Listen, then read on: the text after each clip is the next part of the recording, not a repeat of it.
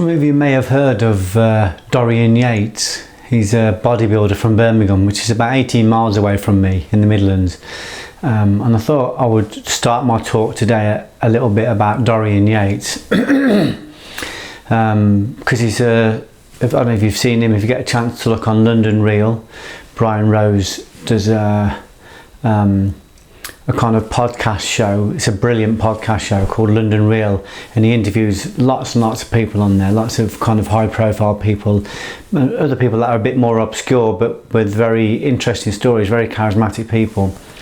And probably the best one I've seen on there is Dorian Yates. And you have to watch it to understand what I mean. He has a charisma and a presence that is I guess you have to see it to really understand it. It's no good me trying to describe it, but you know, I watch lots of people, I've met lots of people, but it's not very often you meet someone with that kind of presence. But what I love about Dorian Yates is that for those who don't know, he was 6 times Mr. Olympia, so he was a bodybuilder. So it's at the very highest end. The Olympia is the highest level you can get. It's the equivalent of the World Cup in football. And he won it 6 times in a row, which is impressive enough. But that's not what really impressed me. What really impressed me about him was the fact that he worked from a very small gym from a very obscure gym in Birmingham in the middle of nowhere. And everybody said, you'll never win the Olympia unless you go and live in America, unless you get a sponsorship, unless you're known. It's very political. You'll walk in, you'll be a stranger, no one will notice you. What he did is he completely eschewed that belief, and he just worked at home in Birmingham, created his own system called, I believe it was his own version of a Mike Mensa system of high intensity training. He called it HIIT, high intensity training. So instead of following the old dogma of hours and hours in the gym, he kind of did a couple of warm-ups on a muscle and then went straight into the burn. He went into the burn quickly, he stayed in the burn long. He produced exercises to get him into the burn quicker. He developed exercises to keep him in the burn longer. So his theory was that it doesn't matter if I'm known, it doesn't matter if I'm not known, it doesn't matter if there's politics, it doesn't matter what anybody else says. If I turn up with the body, I'm going to win. That's it. You know, what you turn up with speaks for itself. They actually called him the Shadow because he would just he would just have long periods of being nowhere, no one ever seen him, and then he would just turn up a tournament and clean up because his physique was so outstanding, his physique was so far ahead of everybody else's. He kind of refused all the sponsorship deals and interviews and all the rest of it in the publicity. He just didn't play that game. His theory was, I'll just do the work. I'll do the work and I'll turn up. And he's, you know, again, if you get a chance to watch Brian Rose interview him on London Real, you'll see what presence he has. He's gone very heavily into the metaphysics now, into the spiritual area, he talks quite a lot about conspiracies and stuff like that. But I just love the idea that you can work away in the background. Nobody knows who you are, and you don't follow any of the prescribed rules. You don't follow the politics. You don't tick boxes. You just turn up and boom. This is the body. This is the physique. This is the technique. This is the script. This is the book. I love that. I love the idea that, you know, it's not about who knows you, and it's not about who you know. It isn't about any of those old beliefs. This is just about doing the work. Everybody really knows how to do the work. Everybody really knows that if they really want to, they can just stay at home and go straight to it. Like if you go into the gym locally, and the gym work and the bodybuilding is just a metaphor for everything else you want to do. If you go into a gym locally, you'll see people go in there and their physiques won't change. They go in there for 3 hours and their physiques won't change. Over 10 years, they're just kind of heavy or bloated. You know, they're not really got strong physiques because they spend most of their time avoiding the burn. There's no cue at the squat rack. There's no cue on the deadlift. There's no cue on the cleans. You know, people go around and do everything they can to avoid discomfort. What I love about Dorian's work is that he goes, okay, where's the growth? The growth's in the discomfort. Okay, let's go to the discomfort. Let's not masturbate, let's not mess around, let's go straight to the burn. Let's stay in the burn as long as we possibly can. High intensity training. It means that you are where the work is. And I love that. I love the idea of doing that. When in the early days, when I had friends going to Japan to try and find the way, and I had friends, you know, training all of these kind of esteemed martial arts halls. I wasn't interested in doing that. I had no interest in kind of going to the Far East to learn something. I mean, the idea of it was exciting, but I just knew I didn't have to do that. I knew there was something more local. I was, like Dorian Yates, I was interested in what the truth is. Where's the truth here? So I went, rather than, you know, you're looking at the martial arts, for instance, rather than looking at that and thinking what works and, you know, who's going to teach me what works and how will I find out which instructor can I go to teach me what works. Instead of doing that, I just stood myself on a nightclub door in Coventry, a little tiny city in the middle of nowhere, a small city, a small club within a small city, and I just stood on the door and I worked out what was going to work and what wasn't going to work in the face of a real situation. That's what I was interested in. I'm interested in truth. So you go straight to it. The first night I did on the door, I go back to my class. I'm running a class at the time. I was a second dan, and I said to them, we are doing this all wrong. We've got to change. And we changed from that day onwards, and we developed systems within that a tiny little sports centre in Coventry called the AT7 Centre, and we developed training methods and systems that got people straight into the burn, got people straight into the reality. We recreated or we assimilated real situations in a dojo, with the swearing, with the cussing, with the biting and the butting and the gouging, and we didn't restrict anything. We recreated a real situation, and we practiced and we drilled. And lots of the guys I worked with, there was four in particular that I worked very, very strongly with. For these guys, it was easier to have a fight in the street than it was to have a fight in the gym, because the fighting in the gym was so real and so on top, and against other very, very skilled people. That going out in the street, always when they were fighting on nightclub doors, it was almost like a breeze for them. So we didn't have to go anywhere to find that. That was there. The truth was undeniably right in front of us. I love that. I love the idea that the truth is right there. You don't have to go anywhere. You don't have to do anything. You don't have to read, you know, fancy books to understand what, you know, what a good diet is or what a good palate is. You don't have to go far. You know, you don't have to, you know, I've got lots and lots of books, and books are living instructors, and they are good. But the truth is undeniably right in front of us. We don't have to look far if we want to connect to God, if we want to connect to metaphysics, if we want a physique, if we want martial arts that works for us. Same with the script writing. I was writing scripts and raising money and making films, you know, 15 years ago. And the films were winning global awards. But I first started writing that kind of stuff in a factory toilet. I sat in a factory toilet and I had no computer. I didn't know anybody that owned a typewriter. I had a notepad and pen, and I just wrote the truth. I told the truth. What's the truth? What is it that I want to speak about here? So I spoke about reality. I spoke about fear. I spoke about preemption on the door. I spoke about the futility of violence. I spoke about the metaphysics of creating violent situations, the fact that it's a projection of your own insecurities. I went straight to it, and I did that in a factory toilet where I was hired to sweep floors. And when I was invited on, started winning lots of awards and got invited onto posh writers courses, I didn't go on them. I didn't want to go on them. I wasn't interested in going on them. I wanted to go and make a film and learn how to make a film, making a film. Tell the truth, make the film. When we shot Bouncer with Ray Winston and Paddy Considine and Sean Parks and Ronnie Fox, I learned more from that 3-day shoot than I could have learnt in 5 years at a film school.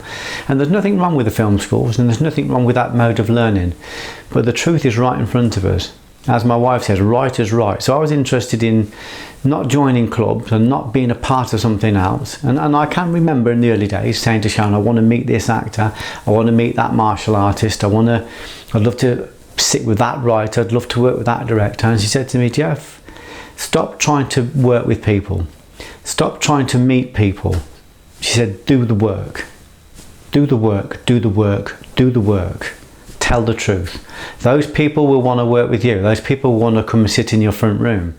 Those people will want you to write for them. Just do the work. Tell the truth. What's the truth? I went on Radio 4 once to do a talk on self-help. And I was talking against a journalist, a broadsheet journalist who was anti-self-help. And I was a bit nervous about going on because I guess I was nervous about going on because I come from a very kind of lower working class background, and I was going to be on Radio 4 with middle class intellectuals, and that intimidated me at the time. And I said to my wife, I'm a bit nervous about going on here. She said, what is there to be nervous about? Just tell your story. Who can compete with your story? Just tell the truth. Who can compete with that? You're not competing with education. You're not competing with intellect. You're not competing educationally. You're just telling your story. And that's what I did. I went on there, and it was a great interview, and it was a great program because I wasn't talking about something I thought or some theory. I was talking about what I'd experienced, and I was telling the truth about what I'd experienced. But I found that locally. I found that in Coventry on nightclub doors.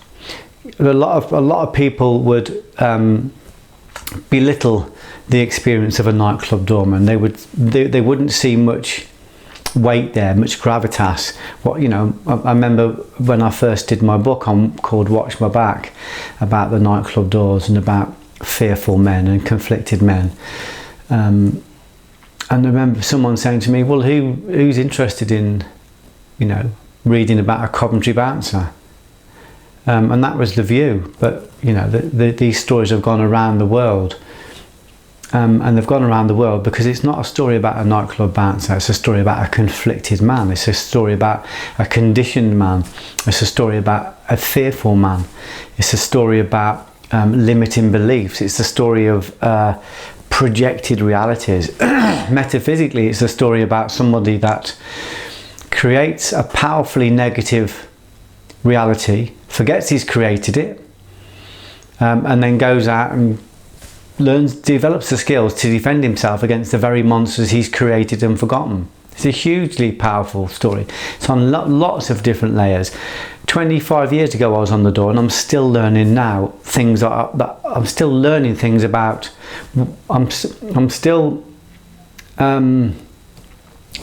processing things that I've learned when I was on the door. It was an amazing experience.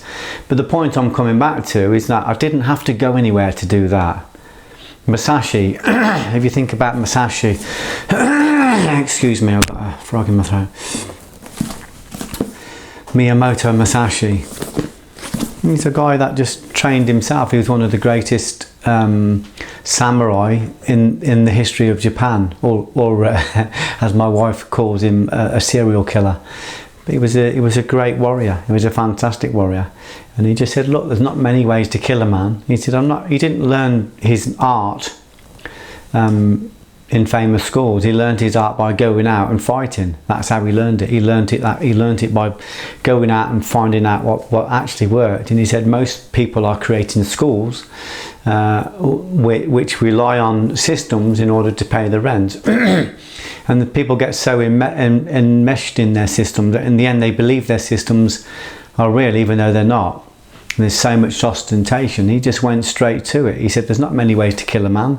It's not difficult. It's quite obvious what you need to do. Let's go straight to it. And his philosophy, he did a book called The Book of Five Rings, which is one of the most famous strategical books ever written. It's also a great book on philosophy, about immediacy, about going straight to it, and about saying, okay, we want to learn you know, combat, let's go and do some combat. I want to learn what works in the martial arts, I'll go and stand at a nightclub door, I'll learn. I want to develop muscles. Let's not, if we know that we develop muscles by going into the burn, and that the muscle breaks down in the burn, and then when it rebuilds with the proteins and the palette that you put into it, then let's become experts at getting into the burn quickly, staying in the burn long. Let's become experts at putting the right food in afterwards so that we can develop the muscles. Let's isolate exercises so that we can get into that burn very, very quickly. Similarly, we don't have to mess around, you know, learning 20, 30, 40 different methods of writing script or books. Just sit down and write. Writers write, tell a story. And you can hone it as you go. Same with martial arts. I'm falling over myself with people that are selling untested systems. It's not a criticism to them, it's just saying that when you stand in a real situation, you find out very, very quickly what works. Same as with the films. You give a script to an actor, it either works or it doesn't. If it comes off the page, you'll know it immediately. It'll stop the room, you know. And if it doesn't work, it will die in the air. So I like the idea that people think they've got to go somewhere, they've got to be somewhere in order to become a great writer, a great martial artist, a great bodybuilder. But you don't. You can learn it on your own doorstep. You know, the books, the instruction, and just the self-knowledge is there. I remember when I was 11 and 12, obviously no money. We had no money when we were kids. I remember, you know, desperately wanting to be a great martial artist. So I trained in a local Shotokan class, and I built a gym in my garage. I built it, and my dad built it with me. But you know, I remember making my own pommel horse. I remember making my own stationary bike. When I was 12, I got a set of weights for Christmas. I've still got the weights now. I created a gym. I created a pulley for stretching. I created Makawari boards. I created all my own equipment. I couldn't afford to buy it, so I created it myself. And what I learned in that tiny little space in Woodway Walk in Coventry, you know, took me to the world stage in martial arts. You do not have to go anywhere. It's right here. When I wanted to be a good judo player, I found a world-class instructor on my doorstep, Neil Adams. People were travelling from across the world to train with Neil Adams. He was right there. So I like this idea that you can write a bestseller. Watch My Back was a Sunday Times bestseller. I wrote it from a factory toilet. You could become 6 times Mr. Olympia, working in a gym in the middle of a small city like Birmingham. You know, a million miles away from the glamour of Gold's Gym and World's Gym in America, where all of the champions were coming out of. It's there. It's very, very local, and I'm really inspired by the idea that we can just disappear into our gym and do the work, and then just turn up with the work. You just turn up with the script that people go, fucking hell, where did that come from? You turn up with a physique where people go, what? Where did that come from? You turn up with the technique that you throw a punch in a room and the room stops because this is a world-class punch. It is very local. It's right there. You know, we don't need all the things we think we need. You'll be amazed at what you can bring to you if you have the intent. So if you get a chance, have a look at Dorian Yates on London Real. Check him out. He's a hugely charismatic guy, and his charisma comes from the fact that he was forged in pain. I mean, you know, I've known a lot of bodybuilders. I've worked with a lot of bodybuilders and powerlifters. These guys know about pain. I mean, they really go into the pain and they stay in the pain.